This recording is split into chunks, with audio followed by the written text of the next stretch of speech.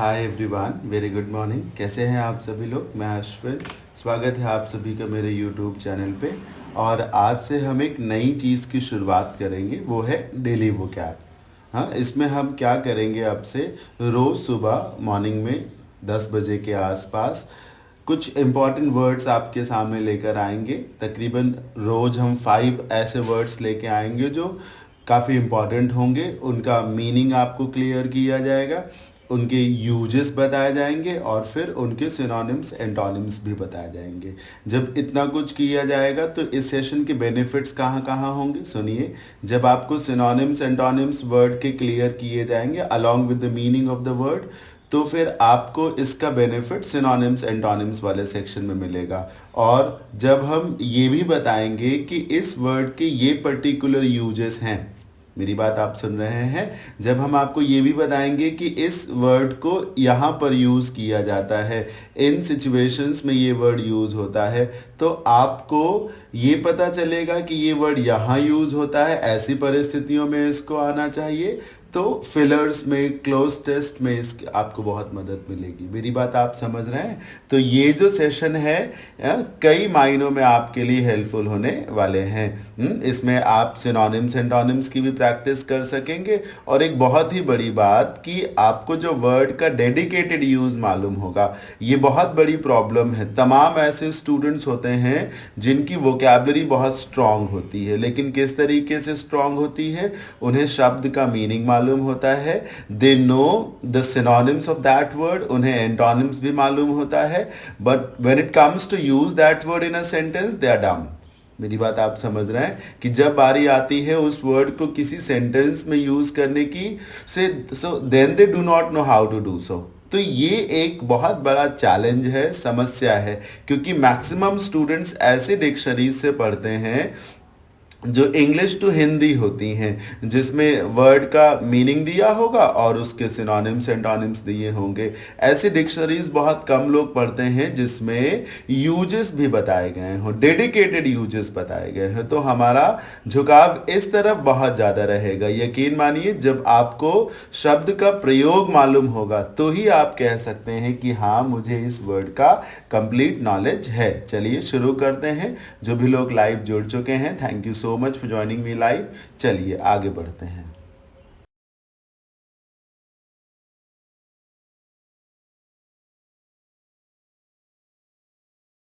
जो पहला वर्ड हमने चूज किया है आज के सेशन के लिए वो है सैंग्विन। सैंग्विन एक पॉजिटिव वर्ड है, एक एडजेक्टिव है। ये इसकी पहली प्रॉपर्टी है कि ये एक एडजेक्टिव है। इसका मीनिंग क्या है? ऑप्टिमिस्टिक, होपफुल और कॉन्फिडेंट अबाउट फ्यूचर। जब आप आशावादी हैं, जब आपको लग रहा नहीं सब कुछ ठीक हो जाएगा। जैसे हम सब सैंग्विन हैं कि ये जो कोविड-19 की प्रॉब्लम है ये इंडिया से बहुत जल्द चली जाएगी। तो ये सैंग्विन होना कहा जाता है, एक पॉजिटिव आउटलुक रखना टुवर्ड्स फ्यूचर। मेरी बात आप समझ रहे हैं? सैंग्विन का मतलब सकारात्मक दृष्टिकोण को रखना, to be positive about things that are taking place around you. अब इसका एग्जाम्पल देख लीजिए। Despite the fact that the soldiers have not been home in 8 months, मतलब जो सोल्जर्स हैं वो 8 महीनों से अपने अपने घर नहीं गए हैं।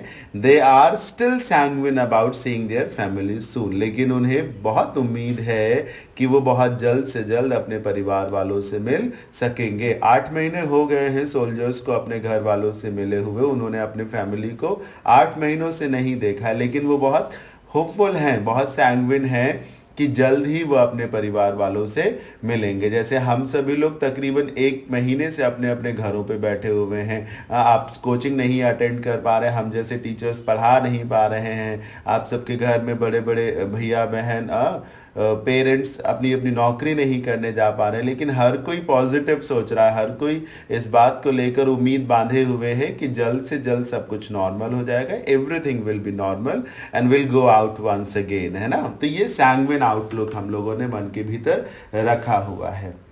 एग्जाम्पल नंबर 2 को देखिए। देखिए मल्टीपल एग्जाम्पल्स हम लेकर के आए हैं, सारे वर्ड्स जो भी आज के सेशन के हैं सबके मल्टीपल एग्जाम्पल्स होंगे, ताकि आपको ना सब कुछ बहुत अच्छे से क्लियर हो जाए। पहला एग्जाम्पल मैंने बता दिया, अब दूसरे एग्जाम्पल को देखिए। Although the economy is looking better, कोई कह रहा है यद्यपि इकोनॉमी अब थोड़ी सी ठीक लग रही है, we should still not be too sanguine about the future. मतलब वैसे तो इकोनॉमी अब थोड़ा बहुत सुधरी हुई हालत में लग रही है, लेकिन फिर भी हमें बहुत ज़्यादा सैंग्विन नहीं हो जाना चाहिए। देखिए सैंग्विन के आगे टू लग रहा है, कोई ये नहीं कह रहा कि इकोनॉमी बेहतर हुई है तो आप पॉजिटिव ना हो, सकारात्मक ना सोचें, लेकिन बहुत ज़्यादा ही सकारात्मक ना हो जाए, टू सैंग्विन, बहुत ज़्यादा ही पॉजिटिव ना हो जाए, कि सब अच्छा ही हो जाएगा। अब चलिए एग्जाम्पल नंबर 3 को भी रीड आउट करिए। Since the doctor had told Sharan that he could leave the hospital in 2 days, चूंकि डॉक्टर ने शरण को बताया है कि वो 2 दिनों में हॉस्पिटल से डिस्चार्ज किया जाएगा, कर दिया जाएगा, जा सकेगा। सिंस यहाँ पर एक कंजंक्शन है जिसका मतलब है चूंकि। अब जैसे किसी पेशेंट को पता चल जाए कि आज आपको डिस्चार्ज कर दिया जाएगा हॉस्पिटल से, तो तुरंत व्यक्ति जो है, जो पेशेंट है, वो खुश हो जाएगा, पॉजिटिव हो जाएगा, उसे लगने लगेगा yes I am recovering very fast, हाँ मैं हील कर रहा हूँ, मेरे घाव भर रहे हैं, यही लिखा हुआ। He was feeling quite sanguine about his recovery, तो वो बहुत ही पॉजिटिव सोचने लगा कि उसकी रिकवरी हो रही है। रिकवरी का मतलब होता है जब आप किसी बीमारी से उबर रहे हैं तो आप रिकवर कर रहे हैं, ये आपकी रिकवरी थी। तो ये था वर्ड का मीनिंग, सैंग्विन वर्ड का मीनिंग और कुछ उसके एग्जाम्पल्स। अब कुछ सिनोनिम्स मैंने दिए हैं। पहला है ऑप्टिमिस्टिक, सरल है, पॉजिटिव सरल है, होपफुल भी सरल है, और रूबिकंड और बॉयंट ये दोनों भी अच्छे वर्ड्स हैं। रूबिकंड रेड कलर को बोला जाता है, रूबी कलर एक होता है, उसका मतलब भी लाइवली से ही होता है। बॉयंट का मतलब भी एक तरीके से लाइवली से ही होता है, चीयरफुल से ही होता है। सिनोनिम्स में 2 अच्छे वर्ड हैं लास्ट के, इन्हें आप कहीं ना कहीं मेंशन जरूर कर लीजिएगा। अब आप एंटोनिम्स देखिए। पहला वर्ड है पेसिमिस्टिक, समझ में आ ही गया होगा। डेस्पेयर से बना है ये वर्ड, डेस्पेयर्ड। डेस्पेयर एक नाउन है, निराशा जिसको कहा जा सकता है, तो डेस्पेयर्ड हो जाएगा निराश। फिर होपलेस, फिर डिस्मे से बन गया ये डिस्मेड। डिस्मे का मतलब भी होपलेसनेस से होता है, निराशा से, दुख से हो सकता है, जिसको आप डिस्ट्रेस भी कह सकते हैं, ग्लूम भी कह सकते हैं। तो आप डिस्ट्रेस्ड भी बना सकते थे, डिप्रेस्ड भी बना सकते थे, ग्लूमी भी बना सकते थे, और डिसस्पिरिटेड तो हो ही गया। तो ये वर्ड और उसके एग्जाम्पल्स और उसके कुछ सिनोनिम्स, एंटोनिम्स। कैसा लग रहा है आप सभी को ये सेशन, मुझे जरूर बताएं, है ना। आपका पॉजिटिव अगर रिस्पांस रहा, अगर आपको ये सब कुछ बहुत अच्छा लगा, तो यकीन मानिए मैं और बहुत अच्छे अच्छे वर्ड्स लेकर आऊँगा, और मेरा ये प्रयास होगा कि मैं अच्छे वर्ड्स ही लेकर आऊँ। मैं आपको सैंग्विन पढ़ाऊँगा, पर मैं आपको होपफुल नहीं पढ़ाने वाला, क्योंकि होपफुल आप जानते हैं, सैंग्विन आप नहीं जानते हैं, तो मैं वो पढ़ाऊँगा। अच्छे अच्छे वर्ड्स मैं आपके सामने लेकर आऊँगा जो कि एग्ज़ाम ओरिएंटेड होते हैं। चलिए आगे बढ़ते हैं। चलिए आज के सेशन के वर्ड नंबर 2 को पढ़ते हैं। जिन लोगों ने अभी अभी सेशन को ज्वाइन किया उन सभी का वेलकम। ध्यान से सब कुछ सुनिएगा ताकि मैक्सिमम बेनिफिट आप उठा सकें। Second word that we have for today session is exemplify. आप देख सकते हैं that exemplify is a verb और इसका मीनिंग है टू शो और इलस्ट्रेट बाय एग्जाम्पल। किसी चीज़ को दर्शाना, उदाहरण के माध्यम से दिखाना, दर्शाना, एग्जेम्पलीफाई का ये मीनिंग है। इलस्ट्रेट आप देख रहे हैं, इलस्ट्रेट इलस्ट्रेशन से बनता है। इलस्ट्रेशन का मतलब ही होता है उदाहरण। उदाहरण क्यों दिया जाता है कि ताकि किसी परिभाषा विशेष को, नियम विशेष को स्पष्ट तरीके से समझाया जा सके, तो इलस्ट्रेट हो गया। अब एग्जांपल्स देखिए। एग्जेम्पलीफाई का मीनिंग समझ में आया ना, किसी चीज को क्लियर करना, है ना, दिखाना, परिलक्षित करना। एग्जाम्पल देखिए। Students expect their teachers to exemplify good behaviour at all times. Students ये चाहते हैं कि जो उनके टीचर्स हैं वो हर वक्त बहुत ही शालीनता पूर्वक बर्ताव दिखाएं, बहुत ही अच्छा बर्ताव जो है वो हर समय दिखाएं। और ऐसा ही कुछ टीचर्स भी एक्सपेक्ट करते हैं स्टूडेंट से कि वो हमेशा डिसिप्लिन्ड रहें और सही बिहेवियर को शो करें, एग्जेम्पलीफाई करें, दिखाएं।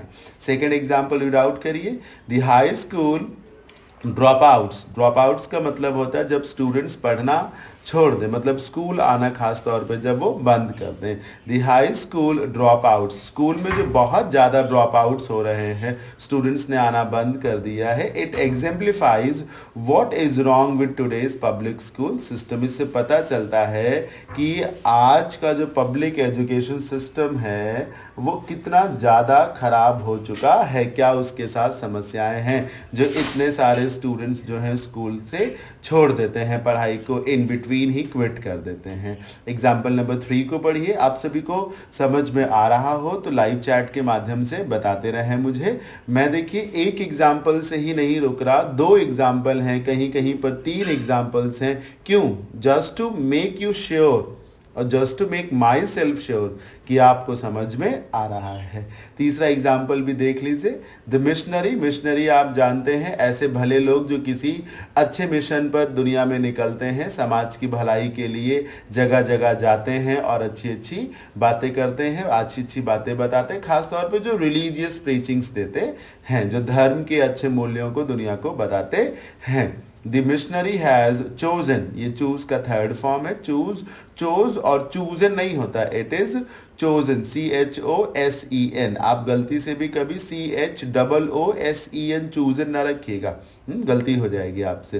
तो the missionary has chosen to dedicate his life to the poor in order to exemplify the ideals of Christianity. मतलब उस संत ने यह तय किया है कि वह अपने जीवन को गरीबों की सेवा में बिता देगा ताकि वो दर्शा सके कि जो हमारा धर्म है, क्रिश्चियनिटी जो रिलीजन है हमारा, उसमें कितनी अच्छी अच्छी बातें हैं, जो आइडियल्स हैं उसके, जो आदर्श मूल्य हैं हमारे इस धर्म के, ईसाई धर्म के, उसे हम लोगों को दिखा सके ताकि लोगों को लगे हाँ ईसाई धर्म में बहुत अच्छे अच्छे विचारक हैं, बहुत अच्छे अच्छे विचार भी हैं। तो ये था एग्जाम्प्लीफाई, किसी चीज़ को बेस्ट वे में डिफाइन करना, डिपिक्ट करना, डिस्क्राइब करना। मेरी बात आप समझ रहे हैं? ये एग्जाम्प्लीफाई का मीनिंग था। सिनोनिम्स देख लीजिए। एग्जिबिट, एग्जिबिट से ही तो एग्जीबिशन बनता है, एग्जीबिशन का मतलब प्रदर्शनी होता है। रिफ्लेक्ट, रिफ्लेक्शन इसी से। एम्बॉडी, बहुत अच्छा वर्ड है, मार्क कर लीजिएगा। एम्बॉडीमेंट का मतलब होता है कि आप किसी चीज के बेस्ट एग्जाम्पल हैं, या फिर यूं समझिए कि कुछ भी है, किसी भी व्यवस्था की, विषय की बात की जा रही है, अगर उसको एक शरीर का रूप दे दिया जाए तो अपने आप सब कुछ अच्छा लगने लगेगा। जैसे कि आप बता रहे हैं ये इंसान की आंख होती है, ऐसा इंसान का मुंह होता है, कान होता है। अब साथ ही साथ अगर एक पिक्चर भी आप टांग लें और फिर बताएं, एक शारीरिक रूप दे दे उसको, तो बहुत ज्यादा अच्छे से क्लियर हो सकता है ना। तो एम्बॉडी करने का मतलब यही है, किसी चीज को बेस्ट वे में डिफाइन करना। डिपिक्ट, दर्शाना। डेमोन्स्ट्रेट, डेमोन्स्ट्रेट का मतलब भी दर्शाना होता है, संकेत देते हुए समझाना। जैसे कि एक सामने चार्ट खुला हुआ है और उस चार्ट में आप अलग अलग डेटा जो है उसकी बात कर रहे हैं, तो जब जिस ईयर के डेटा की बात कर रहे हैं उसकी ओर आप एक रूलर से, एक स्टिक से पॉइंट भी करें, डेमोन्स्ट्रेट करें, संकेत करते हुए दिखाना। पर्सोनिफाई, आपने फिगर ऑफ स्पीच में पढ़ा होगा, पर्सोनिफिकेशन, किसी निर्जीव को भी सजीव बना करके पेश कर देना। क्यों? ताकि वो और स्पष्ट नजर आने लगे। तो ये था एग्जाम्प्लीफाई वर्ड और उसका मीनिंग, उसके एग्जाम्पल्स और उसके जैसे ही कुछ और वर्ड्स भी। चलिए आगे बढ़ते हैं। वर्ड नंबर 3 को पढ़ते हैं। ये है आर्बिट्ररी। आर्बिट्ररी एक एडजेक्टिव है। कुछ भी और बताने से पहले मैं एक छोटी सी बात आपसे बताऊं कि आर्बिट्ररी का मीनिंग मैंने दिया है, एग्जाम्पल्स भी दिए हैं, नीचे सिनोनिम्स और एंटोनिम्स भी दिए हैं। पर मैं आपको क्लियर करूं कि कभी आर्बिट्ररी का कोई सिनोनिम नहीं आ सकता। मतलब जहां पर आर्बिट्ररी यूज किया जाएगा वहां कभी भी कैप्रिशियस नहीं आ सकता, विम्सिकल नहीं आ सकता। देखिए हर वर्ड की अपनी कुछ विशेषता होती है। कोई वर्ड फ्लेक्सिबल होता है और कोई वर्ड डेडिकेटेड होता है। जैसे एक वर्ड है एविडेंस, जिसका मतलब है सबूत। अब एविडेंस का सिनोनिम फैक्ट है, डेटा है, ट्रुथ है, ये सब इसके सिनोनिम है। लेकिन क्या कभी भी कोर्ट में एविडेंस के प्लेस पे फैक्ट वर्ड का इस्तेमाल किया जा सकता है? नहीं ना। तो यही मैं कहना चाह रहा हूं कि कुछ वर्ड्स के अपने डेडिकेटेड यूज होते हैं। आप उनकी जगह पर किसी और को यूज नहीं कर सकते। हाँ, उनके सिनोनिम्स समझ सकते हैं कि ये हो सकते हैं, पर आप उनके सिनोनिम्स के रूप में उनके प्लेस पे खास तौर पे उन्हें सब्स्टिट्यूट करने के लिए दूसरे वर्ड को नहीं ला सकते। ये सब शब्दों की खूबी होती है, उनकी सुंदरता होती है, और इसे हमें कभी भी स्पॉइल नहीं करना चाहिए। जो डेडिकेटेड नेचर ऑफ वर्ड्स है, हमें उससे सीखना चाहिए, ना कि उससे उसको लिमिटेड मान लेना चाहिए या फिर उसके नेचर को डिस्ट्रॉय कर देना चाहिए। मेरी बात आप समझ रहे हैं? जो मजा आर्बिट्ररी में है वो उसके सिनोनिम्स या एंटोनिम्स में है ही नहीं। चलिए पढ़ते हैं। वैसे आप में से बहुत से लोगों को मालूम होगा कि आर्बिट्ररी का क्या मीनिंग है। क्या मीनिंग है? मनमाने तरीके से किसी भी अधिकार का प्रयोग करना, कुछ भी कभी भी तय कर लेना, आर्बिट्ररी जिसको कहा जा सकता है। चीजों को एक प्लान्ड वे में ना करना, रैंडमली ही एकाएक ऑल ऑफ अ सडन कुछ कर बैठना, आर्बिट्ररी। खास तौर पे आर्बिट्ररी यूज ऑफ पावर होता है। आर्बिट्ररी यूज ऑफ पावर, सत्ता का मनमाना प्रयोग जो होता है, सत्ता का मनमाना प्रयोग जो होता है वो आर्बिट्ररी यूज ऑफ पावर कहा जाता है। ये इसका डेडिकेटेड यूज है। पढ़िए, if you describe an action, rule और decision as arbitrary, you think that it is not based on any principle, plan और system, it often seems unfair because of this. मतलब अगर आप किसी एक्शन को, नियम को, फैसले को आर्बिट्ररी कंसीडर करते हैं या मानते हैं, तो आप ये कहना चाहते हैं कि ये किसी नियम पर, योजना पर या किसी सिस्टम पर आधारित नहीं है, बेढंगा है, मनमाना है। इसी वजह से ये अनफेयर भी है, गैर जरूरी भी है और गलत भी है। ठीक है, आर्बिट्ररी का यूज कभी भी जस्टिफाई नहीं किया जा सकता।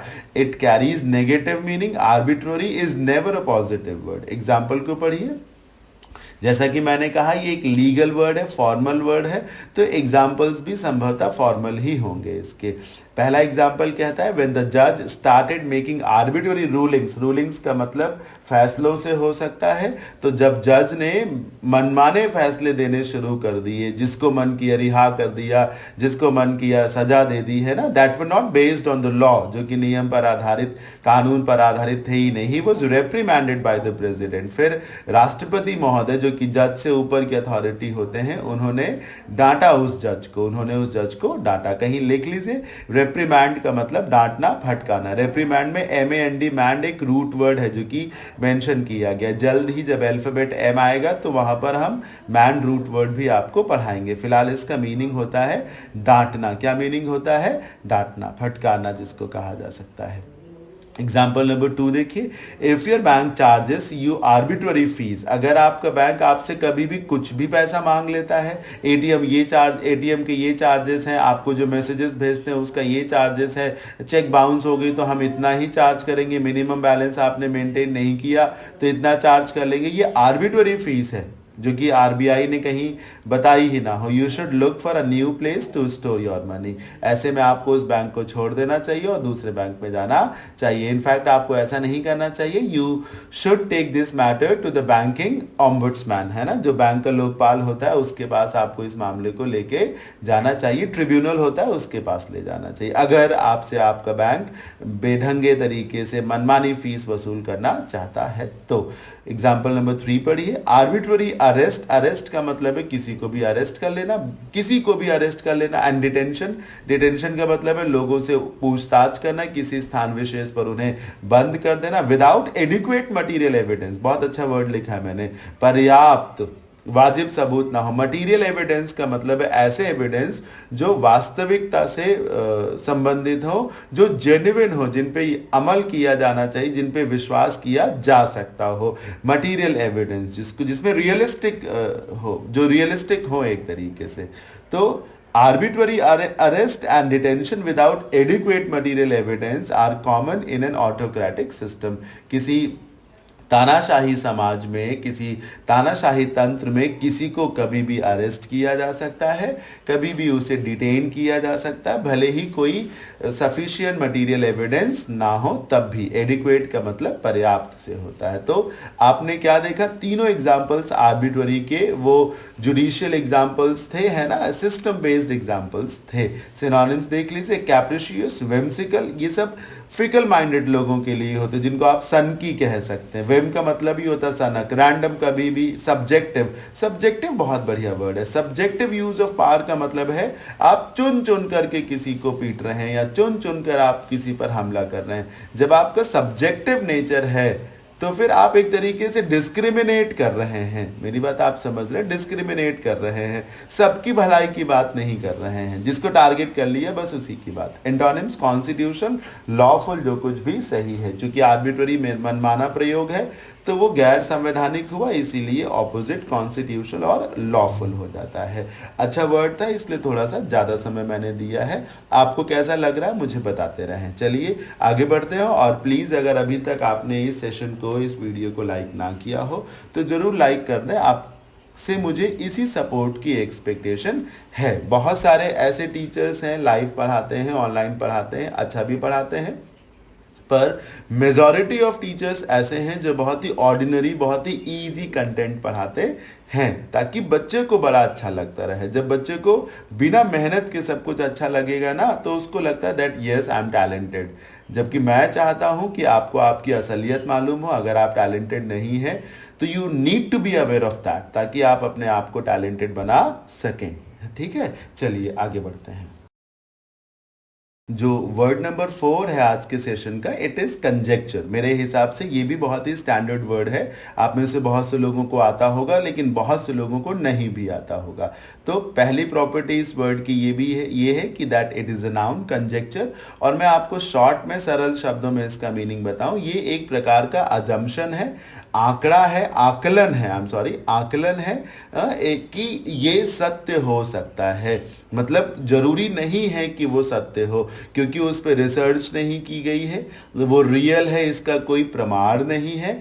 तो कंजेक्चर का मतलब गेस से हो सकता है ना, गेस से हो सकता है कि आपको लगता है कि ये सत्य है ना। आशंका मन में जो हो, जो आपको एहसास हो रहा है, वो कंजेक्चर है। कभी ये कंजेक्चर रियलिटी भी हो सकता है और कभी, चूंकि it is not based on anything that is realistic, ये आइडिया पे ही है, तो फिर कभी ये झूठ भी हो सकता है। तो कंजेक्चर एक प्रकार का मानना कि ये सत्य हो सकता है, ऐसा सत्य हो सकता है। चलिए पढ़ते हैं। अ कंजेक्चर इज अ कंक्लूजन, एक निर्णय, that is based on information that is not certain और कंप्लीट। मैं यही तो कह रहा था कि कंजेक्चर एक प्रकार का कंक्लूजन है, निर्णय है, जो कि ऐसी सूचना पर आधारित है जो कि निश्चित नहीं है या फिर पूर्ण नहीं है। तो सही भी हो सकता है और गलत भी हो सकता है जो आपने कंक्लूजन निकाला है in the form of conjecture. Example पढ़िए। After doing additional research the scientist admitted, जब उस साइंटिस्ट ने और ज्यादा रिसर्च की तो एडमिट किया। देखिए एडमिट का मतलब कई बार अपनी गलतियों को भी स्वीकार करने से होता है। यहां पर यही मीनिंग है, एडमिट किया, गलती मानी।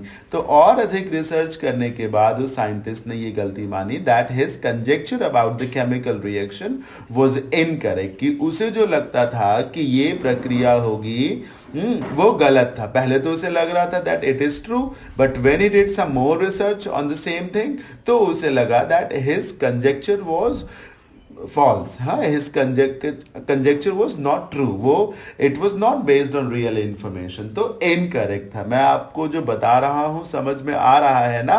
कंजेक्चर का मतलब एक तरीके से आप सिर्फ गेस कर रहे हैं।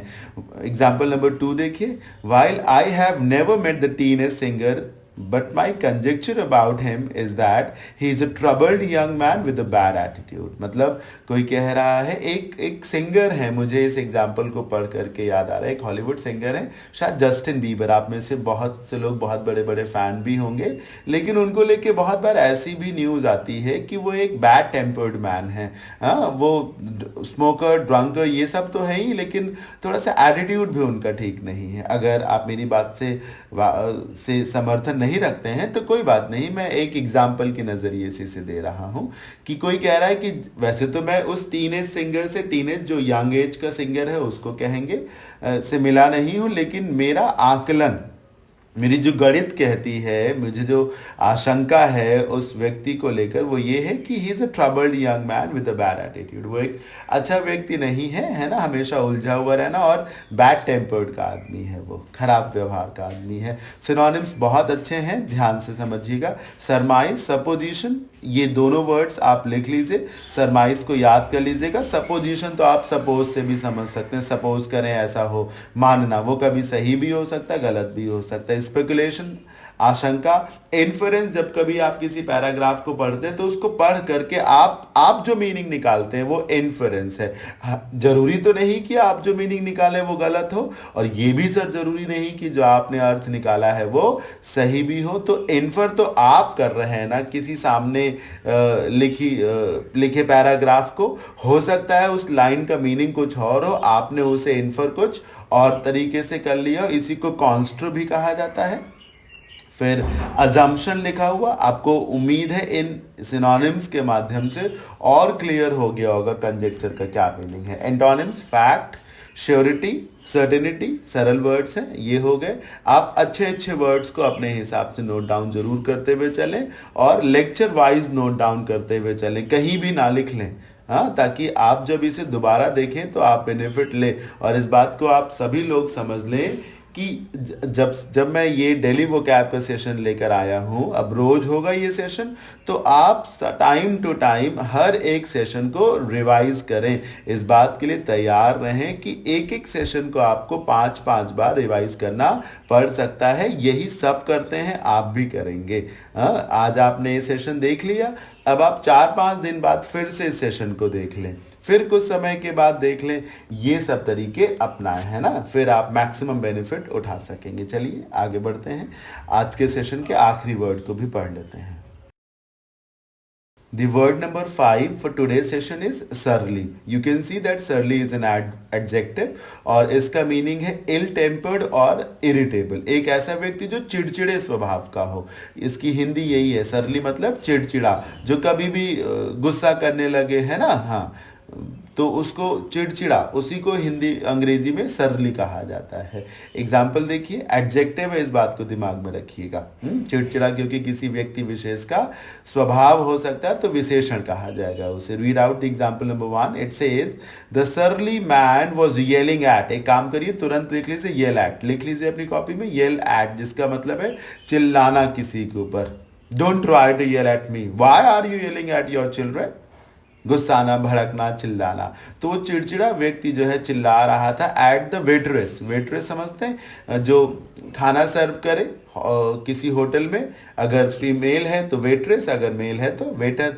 तो वो चिड़चिड़ा व्यक्ति जो है वो उस वेटरेस पे चिल्ला रहा था, because he did not get the right order from the restaurant, क्योंकि उसने जो ऑर्डर दिया था वो ऑर्डर उसको नहीं मिला, है ना। ऑर्डर प्लेस जो किया था उसने कि मुझे ये खाना खाना, मिल गया कुछ और, तो फिर चूंकि वो स्वभाव से चिड़चिड़ा था तो भड़क हुआ वेटरेस पर, ये सोच के कि उसी की गलती है सारी की सारी, तो चिड़चिड़ा हो गया।